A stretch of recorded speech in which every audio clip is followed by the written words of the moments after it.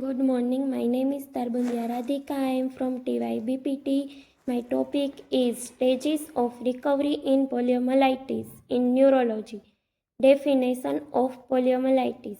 Poliomyelitis is acute highly infection viral disease caused by RNA poliovirus, basically affecting the human alimentary tract but may also infect the central nervous system. Example, the brain, spinal cord and nerve. Stage of poliomyelitis: acute stage, convalescent stage, recovery stage and residual stage. Mainly recovery stage is convalescent stage of recovery. The convalescent stage being as the acute inflammatory process subside.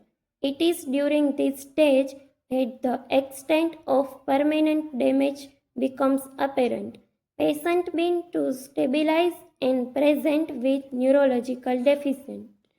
The recovery stage is the prolonged rehabilitation period where affected muscle can be strengthened to their maximum capacity.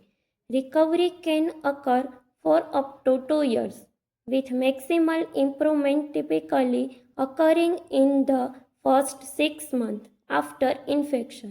Approximately 60% of polio survivors continue to have permanent neuromotor deficit.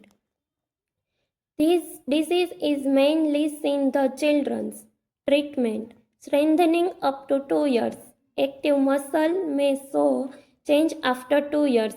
Sensory integration, use of spring and pulley, hydrotherapy, suspension therapy, PNF, play therapy, and mat exercise. Thank you.